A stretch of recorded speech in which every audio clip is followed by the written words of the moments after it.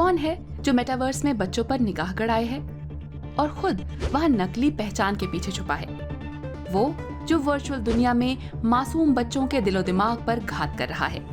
जब खुफिया रिपोर्टरों ने खुद टीनेजर बनकर पता लगाया तो आसानी से वर्चुअल स्ट्रिप क्लबों में एंट्री मिल गई, जहां कई ऐसी चीजें दिखी जो बच्चों को बिल्कुल नहीं दिखनी चाहिए।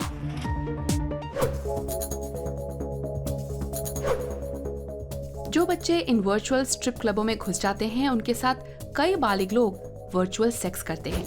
इसकी मिसाल आप लोकप्रिय ऐप VR चैट में देख ही चुके होंगे। ऐसी घटनाओं के कारण मेटावर्स को कुछ जानकार पेडोफाइल पैराडाइज यानी बच्चों का यौन शोषण करने वालों की जन्नत बता चुके हैं।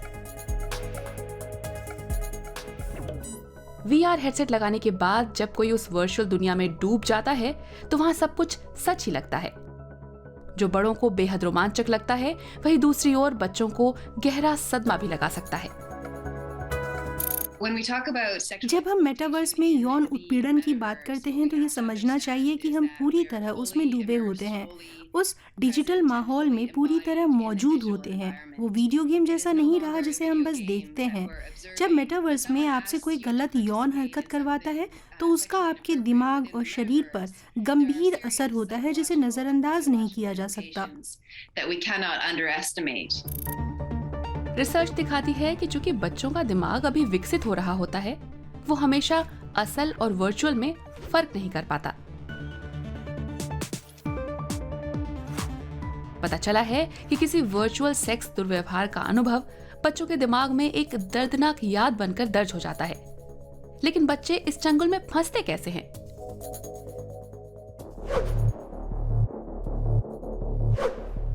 VR और वीडियो गेम्स की दुनिया इस समय बच्चों के लिए पूरी तरह सुरक्षित नहीं है। मेटावर्स में घुसने से पहले कोई आपकी उम्र नहीं चेक करता, इसलिए बच्चे वहां कई तरह के बड़ी उम्र के लोगों से आसानी से मिल पाते हैं। ज्यादातर वर्चुअल प्लेटफॉर्म्स में लोगों के अवतार दिखते हैं। ऐसे अवतारों के पीछे अपनी असली शक्ल छुपाने की सुविधा से पेडोफाइल्स को बहुत फायदा होता है। VR चैट रूम्स में बच्चों के साथ गलत हरकतें करने के इरादे से गए लोग इसका पूरा फायदा उठाते हैं। ये समझना होगा कि आजकल जो सिस्टम है उसमें नई टेक्नोलॉजी विकसित करने में बच्चों की ज़रूरतों को तवज्जो नहीं दी जाती है। यही कारण है कि हमारे बच्चों को नुकसान पहुंच रहा है। दरिंदे उनका शिकार और शोषण कर पा रहे हैं।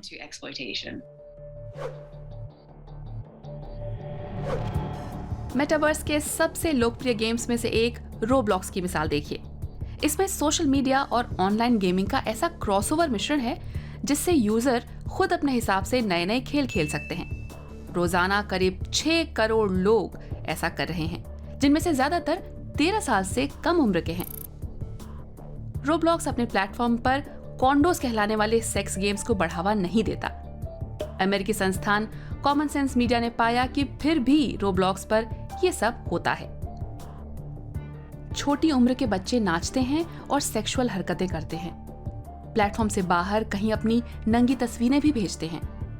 ये सब बालिग लोगों से रोबक्स पाने के लिए, जिन्हें असली पैसों में बदला जा सकता है। हाल के सालों में यौन उत्तेजना बढ़ाने वाली ऑनलाइन तस्वीरों और वीडियो की तादाद कई गुना बढ़ी है। ऐसा ही VR एप्स में भी हुआ है। इसमें भी सेक्स अब्यूज से जुड़ी करीब 3/4 सामग्री खुद बच्चों की बनाई हुई है। केवल 2021 के दौरान ही इसमें 28% बढ़ोतरी दर्ज हुई। इनमें से ज्यादातर 10 से 13 साल के बीच की लड़कियां हैं।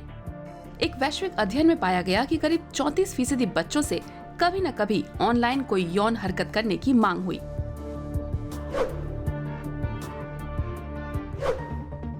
कंपनियों को अपने प्लेटफॉर्म बच्चों के लिए सुरक्षित बनाने ही होंगे। ऑनलाइन अब्यूजर्स को ब्लॉक करने और रिपोर्ट करने वाले फीचर जोड़ने होंगे। साथ ही अकाउंट बनाने की प्रक्रिया भी फूल प्रूफ बनानी होगी। हमने वो कौन से तरीके और प्रोटोकॉल बनाए हैं जिनसे ये पक्का किया जा सके कि कोई ऑनलाइन अपनी जो भी पहचान बता रहा है वो सही है या नहीं। मेटावर्स में कोई 50 साल का आदमी 15 साल का तो नहीं बन रहा। ऐसा करना काफ़ी आसान है और इसमें कोई बहुत बड़ी टेक्निकल चुनौती भी नहीं है, लेकिन शायद बाजार को देखकर अब तक ऐसा नहीं किया गया। इस समय तो मेटावर्स में जिन कंपनियों का दबदबा है, उनमें से ज्यादातर के दामन पर दाग लगे हैं। जैसे खुद मेटा जो फेसबुक और इंस्टाग्राम के मालिक है। हालांकि मेटा ने तो अपने क्वेस्ट वीआर हेडसेट में कुछ प्रोटेक्टिव फीचर्स जोड़े थे, जैसे माता पिता बच्चों की खरीद को कैंसिल कर सकते हैं, खास ऐप्स को ब्लॉक कर सकते हैं, स्क्रीन टाइम पर नजर रख सकते हैं और ये भी देख सकते हैं कि बच्चे ने किसे नया ऑनलाइन फ्रेंड बनाया है।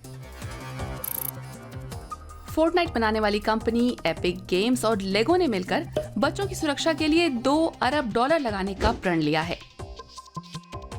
हालांकि इसकी ठोस योजना कैसी होगी, इसका अब तक खुलासा नहीं हुआ है।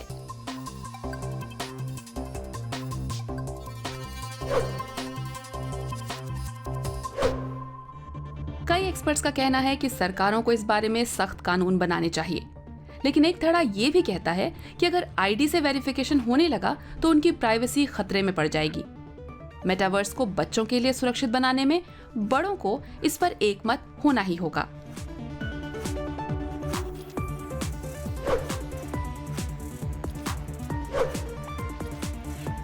बच्चों को वीआर सेट देकर छोड़ नहीं सकते, जैसे कई माता पिता टीवी या कंप्यूटर लगाकर छोड़ देते हैं। कच्ची उम्र में बच्चों को सावधानी से ही हर चीज दिखानी होती है। आप खुद भी थोड़ी रिसर्च कीजिए, टेक्नोलॉजी के साथ एक्सपेरिमेंट कीजिए और बच्चे से भी पूछिए कि मेटावर्स में उन्हें किस चीज़ में दिलचस्पी है। अगर आपका बच्चा एक नया ऐप डाउनलोड करता है या हेडसेट में कोई वीआर एप्लीकेशन, तो आपको उस बारे में भी पता लगाना होगा कि आपका बच्चा वहाँ किन लोगों के संपर्क में आएगा। वीआर यानी वर्चुअल रियलिटी के फायदों के बारे में आप सुनते ही आए हैं। पढ़ाई लिखाई, कुछ नया सीखने, नए लोगों से मिलने और एक नई दुनिया खोलने में इससे क्रांति आ रही है, लेकिन साथ ही बुरे और सदमा पहुंचाने वाले अनुभवों का रास्ता भी खुल रहा है। ये सिर्फ कोई नई टेक्नोलॉजी नहीं है, एक और नया गेम नहीं है। इसके साथ विकास का एक नया दौर आ रहा है जो दिखाता है कि भविष्य में हम इंसान आपस में कैसे जुड़े होंगे। हमारे पास अभी ही मौका है मेटावर्स में अच्छे अनुभवों के बीज बोने का।